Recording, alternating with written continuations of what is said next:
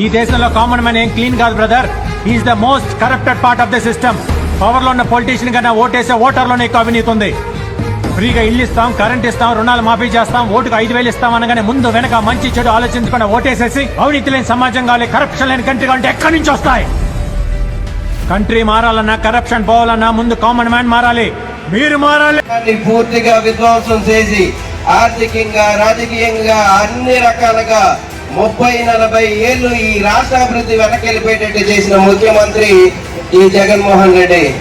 అసలు పాదయాత్ర చేస్తున్న సందర్భంగా అమలు చేయడానికి సాధ్యం కానటువంటి హామీలు ఇచ్చి పోలవరం నిర్మాణం లేదు, రాష్ట్రానికి రాజధాని లేదు. ఈ రోజు వైసీపీ మంత్రులంతా కూడా ఆ రోజు ఏం చెప్పారు? మేము రాజధాని నిర్మాణానికి అమరావతికి కట్టుబడి ఉన్నాము, 33,000 ఎకరాలు ఇచ్చిన రైతులకి అండదండగా ఉంటామని చెప్పి మాయమాటలు చెప్పి ప్రభుత్వం ఏర్పాటు చేసిన మరుక్షణం నుంచి 3 ముక్కలాట పేరిట అసలు ఎక్కడ రాజధాని కట్టలేడు కాబట్టి ఏదో రకంగా కాలయాపన చేసి 3 రాజధానుల పేరిట ఈ రాష్ట్రానికి ఈ రోజుకి రాజధాని లేని దుస్థితికి తీసుకొచ్చిన ముఖ్యమంత్రి జగన్మోహన్ రెడ్డి. ప్రజలారా, మీరు విజ్ఞతతో ఆలోచించండి. 5 సంవత్సరాల కాలంలో ఒక్క డిఎస్సి లేదు. 5 సంవత్సరాల కాలంలో ప్రతి సంవత్సరం జాబ్ క్యాలెండర్ ఇస్తా ఉన్నాడు. అసలు 5 సంవత్సరాలు గడుస్తున్నా ఏ సంవత్సరం కూడా ఏ జనవరి 1st జాబ్ క్యాలెండర్ ఇవ్వలేదు.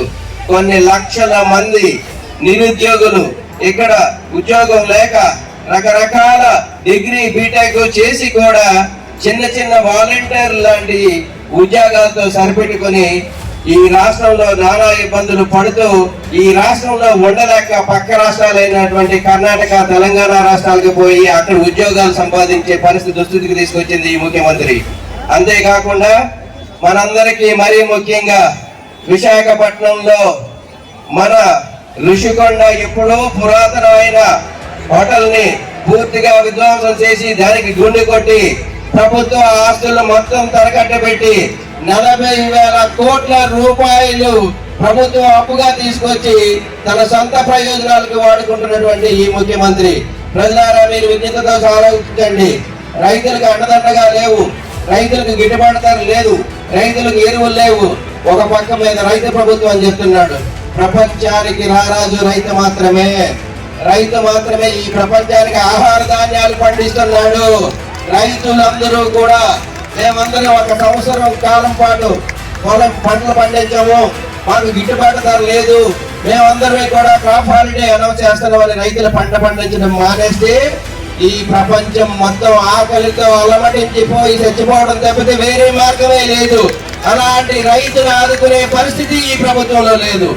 ఇక్కడ మన ప్రాంతంలో చాలా వరకు పొలాలు వర్షాధారం మీద ఆధారపడినవి. ఈ సంవత్సరం మనం కరువు చూసాం. కొద్ది ప్రాంతాల్లో పండితే మళ్ళా తుఫాన్ టైంలో కూడా ధాన్యం అంతా తడిచిపోయి ఆ ధాన్యాన్ని కొనే పరిస్థితి లేదు. ప్రజలారా, మీరందరూ గమనించాలి. మహిళలను మోసం చేశాడు. మరీ ముఖ్యంగా ఏం చెప్పాడు? గ్రామీణ ప్రాంతాల్లో నేను తిరిగాను, మా ఆడపిల్లలందరినీ కన్నీళ్లు చూశాను. రేపు రానున్న రోజుల్లో నేను వచ్చిన తర్వాత ఈ మగవాళ్ళు ఎవరైతే ఉన్నారో అందరూ కష్టపడి పనిచేస్తున్నారు, సాయంత్రం తీసుకెళ్లి బుడ్డీకి ఇస్తున్నారు. నేను వచ్చిన తర్వాత దశల వారీ మద్యపాన నిషేధం చేస్తాను, మద్యపాన నిషేధం చేయకపోతే ఓటు అడగను అన్నాడు ఈ ముఖ్యమంత్రి కానీ ఈ వైసీపీ మంత్రి కానీ. కానీ కేవలం మద్యపానం మీద, తాగుబోతుల మీద 20 సంవత్సరాల్లో నేను ఖచ్చితంగా మా రాష్ట్రంలో తాగిస్తాను, నాకు అప్పు ఇవ్వండి అని చెప్పి తాగుబోతుల మీద అప్పు తీసుకొచ్చినటువంటి ముఖ్యమంత్రి ఎవరైనా ఉన్నారంటే అది కేవలం జగన్మోహన్ రెడ్డి గారు మాత్రమే. ప్రజలారా, మీరు ఆలోచించండి.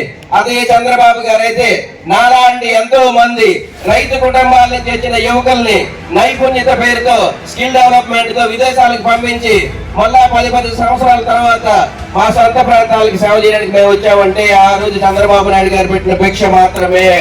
నాలాగే ఎంతో మంది యువకుల కుటుంబాలని ఈ రాష్ట్రంలో ఉన్నటువంటి చాలా మంది యువకుల్ని ఆర్థికంగా అన్ని రకాలుగా ఎదిగితే ఈ రాష్ట్రం బాగుంటుంది అని ఆలోచించిన ముఖ్యమంత్రి చంద్రబాబు నాయుడు గారు అయితే తాగుబోతుల మీద అప్పు తీసుకొచ్చి రేపు రానున్న రోజుల్లో కొత్తగా ల్యాండ్ టైటిలింగ్ యాక్ట్ అని ఒక కొత్త పెట్టాడు. ఎందుకంటే ఒకవేళ పొరపాటును కూడా మళ్ళా ముఖ్యమంత్రి అయితే ఆర్థిక వనరులు లేవు, ఈ రాష్ట్రాల్లో జీతాలు ఇచ్చే పరిస్థితి లేదు, ప్రభుత్వాన్ని నడిపే పరిస్థితి లేదు. కాబట్టి మనందరి పొలాలు తాకట్టు పెట్టి దాని ద్వారా వచ్చిన డబ్బులతో మళ్ళా 5 సంవత్సరాలు ప్రభుత్వం నడపడానికి సిద్ధపడుతున్నాడు. మీరు అప్రమత్తంగా ఉండకపోతే, మీరు విజ్ఞతతో ఆలోచించి ఓటేయకపోతే అక్రమంగా సంపాదించినటువంటి మద్యం ద్వారా, ఇసుక ద్వారా, ఖనిజాల ద్వారా సంపాదించిన డబ్బుల్ని రేపు ఎన్నికల్లో మళ్ళా మీకు ఆశగా చూపి, కొత్త మోసాలు చెప్పి, కొత్త అబద్ధాలు చెప్పి, ఏదో రకంగా మళ్ళా మోసం చేసి మరొక ఒక్క ఛాన్స్ అన్న పేరుట మళ్ళా మీ దగ్గరికి వస్తున్నాడు. మీరందరూ అడగండి, అయ్యా జగన్మోహన్ రెడ్డి గారు, మీరు 99% హామీలు నెరవేర్చారంటున్నారు కదా, మాకు ఒక 5 ఉదాహరణలు చెప్పండి. పోలవరం నిర్మాణం ఏమైంది? పోలవరం నిర్మాణం ఏమైంది? అమరావతి రాజధాని ఏమైంది? సిపిఎస్ రద్దు ఏమైంది? జాబ్ క్యాలెండర్ ఏమైంది? విశాఖలో రైల్వే జోన్ ఏమైంది? ప్రత్యేక హోదా ఏమైంది? ఈ అన్నింటికి సమాధానం చెప్పండి. అప్పుడే మా ఇంటికి రండి అని చెప్పండి. లేదంటే మీ ఇంటి నుంచి తరిమి కొట్టండి, ఈ రాష్ట్రం నుంచి వైసీపీని తరిమి కొట్టండి. అంతేకాకుండా నా స్థానికంగా ఉన్నటువంటి ఎంపీ అభ్యర్థి శ్రీభరత్ గారు,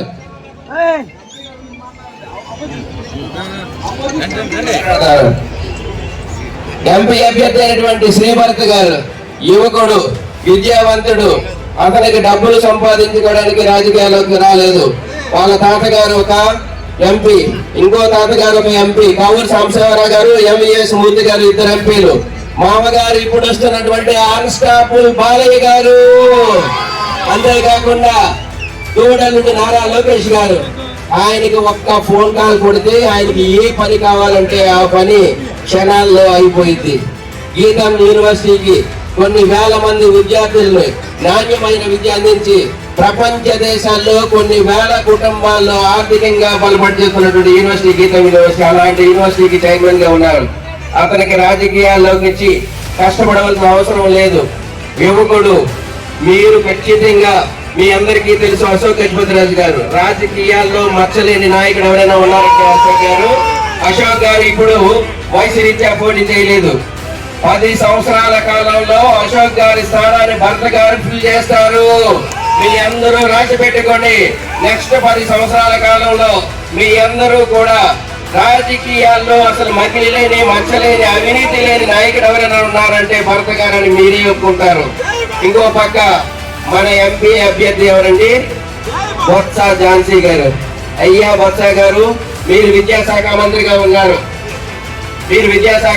ఉన్నారు. పక్కనే ఉన్నటువంటి గిరిజన యూనివర్సిటీని, మీరు విద్యాశాఖ మంత్రి అయినప్పుడు ఈ గిరిజన యూనివర్సిటీని వేరే ప్రాంతానికి వెళ్లకుండా ఎందుకు అడ్డుకోలేదు? ఈ ప్రాంతానికి మీరు అన్యాయం చేశారు.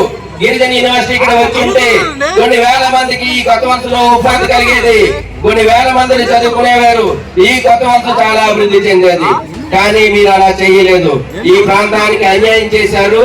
ఈ రోజు మతం పేరిట, కులం పేరిట మళ్ళా ఓట్లు అడిగి మళ్ళా ఈ ప్రాంతాన్ని మోసం చేయడానికి సిద్ధపడుతున్నారు. ప్రజలారా, మీరు విజ్ఞతతో ఆలోచించండి. రేపు రానున్న రోజుల్లో ఖచ్చితంగా, ముఖ్యంగా యువకులు మీరందరినీ ఎడ్యుకేట్ చేయండి, ఇంటింటికి తిరగండి. ఇది మీ భవిష్యత్తు. రానున్న రోజుల్లో తెలుగుదేశం గవర్నమెంట్ రాకపోతే, చంద్రబాబు నాయుడు గారు రాకపోతే మీ భవిష్యత్తు మొత్తం ఆల్రెడీ 5 సంవత్సరాలు పోయింది. ఇంకో 5 సంవత్సరాలు పోతే మీరు ఏ పని చేయడానికి పనికిరాదు. కాబట్టి ఇప్పటికైనా మీరు చేసిన తప్పును సరిదిద్దుకోండి. మీరందరినీ ఎడ్యుకేట్ చేయండి, మీ ప్రాంతాల్లో తిరగండి, మీ ఫ్రెండ్స్ తో చెప్పండి, మీ బంధువులతో చెప్పండి. రేపు రానున్న రోజుల్లో ఈ రాష్ట్రానికి రక్షకుడు, ఈ రాష్ట్రానికి దిశానిర్దేశం చేసే నాయకుడు, ఈ రాష్ట్రాన్ని సంక్షోభంలో ఉన్న ఈ రాష్ట్రాన్ని సంక్షేమం వైపు నడిపే నాయకుడు నారా చంద్రబాబు నాయుడు గారు మాత్రమే. కాబట్టి మీ అందరూ కూడా సైకిల్ గుర్తుపై ఓటేసి అమూల్యమైన ఎంపీ ఓటుని శ్రీభరత్ గారికి, మన స్థానిక సోదరి ఎమ్మెల్యే ఓటుని గొల్లాలలితమ్మ గారికి వేసి అత్యధిక మెజారిటీతో గెలిపిస్తే ఇంతకు ముందు కంటే ఎక్కువగా సంక్షేమ కార్యక్రమాలు చేసి ఈ కొత్త వలస, ఈ ఎస్కోట నియోజకవర్గాన్ని రేపు విశాఖపట్నంలో కలిపి విశాఖతో పాటు అభివృద్ధి చేసే బాధ్యత వాళ్ళిద్దరూ తీసుకున్నారు. కాబట్టి మీ అందరూ కూడా మీ అమూల్యమైన ఓటు హక్కును సైకిల్ గుర్తుపై వేసి వాళ్ళిద్దరిని అఖండ మెజార్టీతో గెలిపించి ఈ ప్రాంత అభివృద్ధికి, ఈ రాష్ట్ర అభివృద్ధికి మీ పిల్లల అభివృద్ధికి ఖచ్చితంగా తోడ్పడతారని మీ అందరికీ మరొకసారి కోరుకుంటూ ఈ అవకాశం కల్పించిన ప్రజలందరికీ మరొకసారి ధన్యవాదాలు చెప్తూ సెలవు తీసుకుంటున్నాను.